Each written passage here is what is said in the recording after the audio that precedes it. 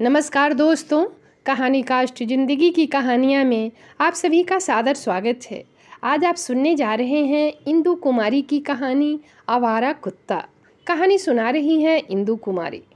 तो चलिए दोस्तों, कहानी सुनते हैं आवारा कुत्ता। प्रीति और आनंद दोनों एक ही मोहल्ले में रहते थे। प्रीति के पिताजी रेलवे में इंजीनियर थे और आनंद के पिताजी प्रोफेसर।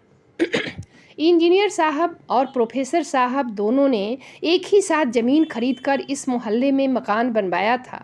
दोनों एक दूसरे के साथ ऐसे घुले मिले थे कि बाहर वाले यह समझते थे कि दोनों सगे भाई हैं। बड़ों की दोस्ती के साथ साथ अब बच्चों की भी दोस्ती होने लगी थी। बचपन में प्रीति और आनंद एक दूसरे के साथ खेलते भी थे और झगड़ते भी खूब थे, लेकिन बड़े होते होते झगड़े कम और प्यार ज़्यादा होने लगा। सैकड़ों वादों में से शादी की बातें भी होने लगी। नौकरी होते ही आनंद दिल्ली में रहने लगा था। इधर प्रीति के पिताजी ने भी प्रीति के ग्रेजुएशन पूरा होने के बाद शादी की बातें भी इधर उधर करनी शुरू कर दी थीं। आनंद अपनी माँ से प्रीति को जीवन साथी बनाने की बातें पहले ही कह चुका था। तब आनंद की माँ ने विरोध करते हुए कहा था कि प्रीति को भाई नहीं है, इसलिए उससे शादी नहीं होगी। कहीं माँ की छाया बेटी पर न पड़ जाए, ऐसे में तो हमारी वंशावली ही खत्म हो जाएगी। लेकिन आनंद की जिद के आगे आनंद की माँ को झुकना पड़ा। इसीलिए जैसे ही प्रीति के पिताजी ने प्रीति का रिश्ता आनंद से करने की बात प्रोफेसर साहब के सामने रखी, उन्होंने सहर्ष स्वीकार कर लिया। फिर पंडित जी से शुभ मुहूर्त निकलवाकर प्रीति और आनंद की शादी धूमधाम से कर दी गई। शादी के बाद प्रीति अब आनंद के साथ दिल्ली में रहने लगी। यह शहर प्रीति के लिए बिल्कुल ही नया था, इसलिए वह अकेले कहीं घूमने नहीं निकलती थी। दिन भर अकेले रहने के कारण जब मन नहीं लगता तो प्रीति आनंद से फ़ोन पर बातें कर लिया करती थी। कभी वह वीडियो कॉल करती, कभी मैसेज और कभी चैटिंग। ऑफिस में आनंद को इतनी फुर्सत नहीं मिलती कि वह घंटों प्रीति से बातें करता। दिन भर के इंतजार के बाद आनंद जब शाम में घर आता तो प्रीति उसे नए नए डिश बनाकर खिलाती और मीठी मीठी बातें करती। फुर्सत मिलते ही आनंद भी प्रीति को दिल्ली के मशहूर जगहों पर घुमाता फिराता था। दोनों एक दूसरे की भावनाओं का खूब ख्याल रखते थे। कुछ दिनों तक तो यह सब खूब चला, लेकिन जैसे ही प्रीति जुड़वा बच्ची की माँ बनी, उसका ध्यान आनंद की तरफ धीरे धीरे कम होने लगा। ऐसा नहीं था कि प्रीति आनंद से प्यार कम करने लगी थी, लेकिन अब दोनों बच्चियों को संभालने में ही उसका वक्त ऐसे निकल जाता कि खुद पर भी ध्यान नहीं दे पाती थी। लेकिन आनंद को लगता था कि प्रीति पहले की तरह उसका ख्याल नहीं रखती। वह उससे नहीं बल्कि बेटियों से ज़्यादा प्यार करती है। इसलिए आनंद को अब इन बच्चियों से ही चिढ़ होने लगी थी। उधर प्रोफेसर साहब ने घर में चिराग आने की जो कल्पना की थी, वह एक क्षण में भरभरा कर खत्म हो गई थी। और यही वजह थी कि इन बच्चियों के जन्म के बाद प्रोफेसर साहब पति पत्नी इन्हें देखने तक भी दिल्ली नहीं गए थे। बच्चियों के जन्म के समय भी प्रीति की माँ ही सेवा करने आई थी। मार्च का महीना था। फाल्गुन की हवा अपनी मस्त चाल में चल रही थी। सोसाइटी में होली मिलन का भव्य आयोजन किया गया था। लोग अपने अपने घरों से निकलकर एक दूसरे को रंग गुलाल लगा रहे थे। जगह जगह पर तरह तरह के पकवानों का स्टॉल लगा हुआ था। लोग अपनी पसंद के पकवानों का लुत्फ उठा रहे थे। आनंद और प्रीति भी अपनी दोनों बेटियों के साथ होली मिलन समारोह में शरीक थे। आनंद अपने दोस्तों के साथ रंग और गुलाल से खेल रहा था। वहीं पास में ही दोनों बेटियां उछल कूद रही थीं। प्रीति का भी छठा महीना चल रहा था। वह तीसरे बच्चे की मां बनने वाली थी, इसीलिए वह ज़्यादा देर तक खड़ी नहीं रही। पास की कुर्सी पर बैठकर कुछ पकवान चख ही रही थी कि पीछे से उसके कंधे पर हाथ रखते हुए किसी ने उसकी आंखें बंद कर दी। प्रीति ने अचकचाकर उसका हाथ पकड़ लिया। वह खिलखिलाकर हंस पड़ी। अरे रेशमा, तू यहाँ कैसे? मुंबई से मैं अपनी दीदी के यहाँ 2 दिनों से आई हुई हूँ। मैंने तुझे दूर से ही देखकर पहचान लिया। तुम तो काफ़ी मोटी हो गई हो प्रीति। हाँ रेशमा, मैं तो फैलती जा रही हूँ, लेकिन तुम तो जैसी बचपन में थी वैसी ही आज भी दिख रही हो। याद है रेशमा, जब हम लोग लुका छिपी खेलते थे तो तुम इतनी दुबली थी कि किवाड़ के पीछे छिप जाती तो पता ही नहीं चलता था। इस पर दोनों ने जोर से ठहाके लगा। हाँ प्रीति, सही कह रही हो। सच में सहेलियां जब आती हैं तो बचपन भी साथ लाती हैं। प्रीति की दोनों बेटियां वहीं पर दौड़ लगा रही थी। कभी बड़ी दौड़ कर आती और प्रीति की गोद में चिपक जाती और कभी छोटी। ये दोनों तुम्हारी बच्चियां हैं प्रीति? हाँ रेशमा, मेरी ही हैं। जुड़वा पैदा हुई थीं। मेरे घर वाले को बेटा चाहिए था और मैंने दो दो बेटियां। कहकर प्रीति चुप हो गई। फिर एक लंबी सांस खींचते हुए प्रीति ने कहा, देखो इस बार कैसे क्या होता है।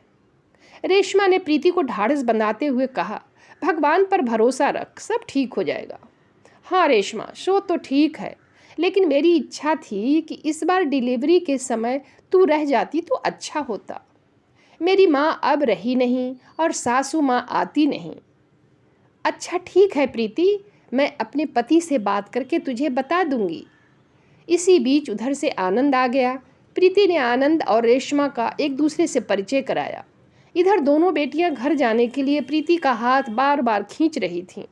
अंत में बाय बाय कहकर प्रीति और आनंद अपने घर चले गए।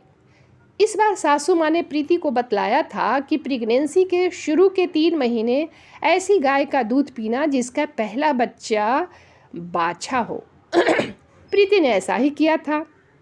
आज प्रीति का डिलीवरी का डेट था, इसलिए वह जल्दी जल्दी घर में सब कुछ निपटाकर आनंद के साथ हॉस्पिटल चली गई। प्रीति जैसे ही लेबर रूम में जा रही थी कि रेशमा भी प्रीति की दोनों बेटियों को लेकर हॉस्पिटल पहुंच गई। रेशमा सप्ताह भर से प्रीति के यहाँ आई हुई थी। प्रीति लेबर रूम में जाते समय कभी आनंद को और कभी रेशमा को करुण भाव से देख रही थी। वह काफ़ी डरी हुई थी। अब आनंद और रेशमा बाहर वेटिंग रूम में बैठकर आपस में बातें करने लगे। कुछ ही देर में नर्स ने आकर बताया, बधाई हो आनंद जी, जुड़वा बच्चा पैदा हुआ है और खुशी की बात है कि जच्चा बच्चा दोनों स्वस्थ हैं। आनंद ने नर्स से पूछा, क्या दोनों बेटा ही है? नहीं नहीं, एक लड़का और एक लड़की है। यह सुनकर आनंद सोच में पड़ गया। रेशमा ने आनंद को उदास होते देखकर कहा, आनंद जी, आप कितने भाग्यशाली हैं कि आपके घर में 3 बेटियां हैं और एक मैं हूँ जो कभी माँ बन ही नहीं सकती। अगर आपको बुरा न लगे तो मैं एक बात कहूँ आनंद जी। हाँ हाँ जरूर कहिए रेशमा जी। बहुत ही संकुचित होकर अपनी लड़खड़ाती जुबान से रेशमा ने वाक्य पूरा किया। क्या आप मुझे अपनी नवजात गुड़िया को देकर मेरी माँ बनने की इच्छा पूरी कर सकते हैं? आनंद ऐसी बातें सुनकर अवाक हो गया। वह तो विस्मय से रेशमा जी का मुंह देखने लगा। तब रेशमा घबराकर कहने लगी, मुझे माफ़ कर दीजिए आनंद जी, मैंने लोभवश ऐसी ओछी बात आपके सामने रख दी। नहीं नहीं रेशमा जी, आपने भी तो मुझे अपना समझकर ही ऐसा प्रस्ताव रखा। कोई बात नहीं, मुझे भी आपका दुख देखा नहीं जाता। आपने जो कहा उस पर मैं विचार करता हूँ। कुछ देर मौन रहने के बाद आनंद ने रेशमा को बताया, आपको मैं एक शर्त पर अपनी नवजात गुड़िया को दे सकता हूँ। बताइए आनंद जी, मैं तो संतान के लिए आपकी सारी शर्तें मान लूँगी। तो सुन लीजिए रेशमा जी, आप इस नवजात गुड़िया को लेकर अभी इसी वक्त मुंबई के लिए प्रस्थान कर जाइए, ताकि होश में आने पर प्रीति को पता न चले कि उसे जुड़वा बच्चा हुआ था। ऑपरेशन के 2-3 घंटे बाद होश में आते ही प्रीति को जब पता चला कि लड़का हुआ है तो उसने खुशी से आनंद का हाथ चूम लिया। आनंद के माता पिता भी यह खबर सुनते ही दिल्ली के लिए रवाना हो गए।